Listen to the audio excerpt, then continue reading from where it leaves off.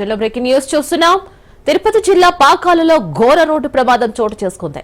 Chittoor highway road Thotapalli దగ్గర car container ను ఢీకొట్టింది. ఈ ప్రమాదంలో కారులో ప్రయాణిస్తున్న 5గురు అక్కడికక్కడే మృతి చెందారు. ప్రమాదంలో మరో 2కి తీవ్ర గాయాలయ్యాయి. మృతులు ఒకే కుటుంబానికి చెందిన వారిగా గుర్తించారు.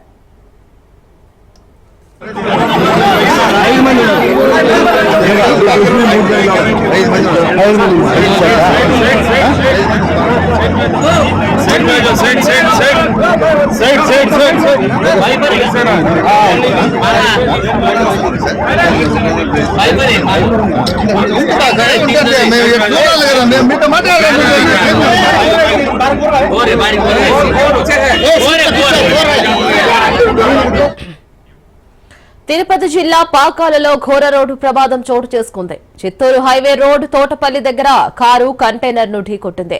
ఈ ప్రమాదంలో కారును ప్రయాణిస్తున్న 5గురు అక్కడికక్కడే మృతి చెందారు. ప్రమాదంలో మరో 2కి తీవ్ర గాయాలయ్యాయి. మరో మృతులు ఒకే కుటుంబానికి చెందిన వారిగా గుర్తించారు.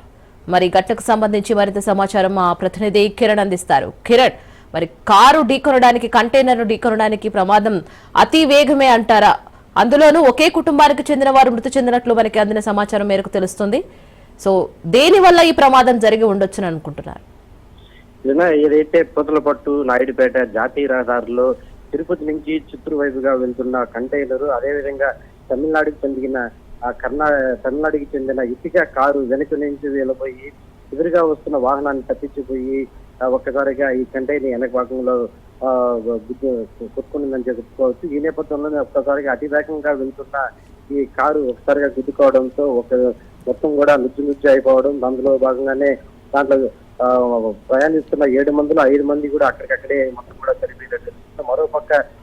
మరో ఇద్దరు కూడా తీవ్ర గాయాలయ్యాయి. వాళ్ళందరినీ కూడా తిరుపతి రుయా ఆసుపత్రికి తరలించారు. మరోపక్క ఈ ఇటుక కారులో ఎవరైతే ప్రయాణిస్తున్నారో వాళ్ళందరూ కూడా తమిళనాడు వాసులుగా తెలుస్తుంది. ముఖ్యంగా వాళ్ళు తిరుమల దైవ దర్శనానికి వచ్చి తిరిగి వెళ్తుండగా ఈ ఘటన జరిగిందని చెప్పేసి కూడా అక్కడ పోలీసులు అయితే చెప్తున్నారు. ఏదేమైనప్పటికీ ఈ వార్త మాత్రం నిజంగా ఒకటే కుటుంబానికి చెందిన 5గురు చనిపోవడంతో విషాద ఘటనలో చోటు చేస్తున్నాయని చెప్పుకోవచ్చు. ముఖ్యంగా ఈ ఎదురుగా వాహనాన్ని తప్పించిపోయి ఒకసారి కంటైనర్ ఢీకొనడంతో ఒకే కుటుంబానికి చెందిన 5 మంది మరణించడంతో అదేవిధంగా మరో 2 కూడా తీవ్ర గాయాలయ్యే వాళ్ళందరినీ కూడా తిరుపతి ప్రయాణించారు తరలించారు.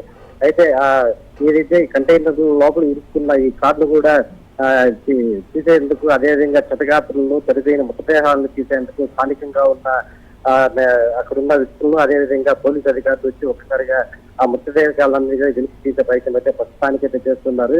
ఏదేమైనప్పటికీ ఇది మాత్రం నిజంగా చిత్తూరు జిల్లాలో తీవ్ర ఘటనగా చెప్పుకోవచ్చు. ఎందుకంటే ఒకే కుటుంబానికి చెందిన 5గురు చనిపోవడం విషాద ఘటనగా చెప్పుకోవచ్చు.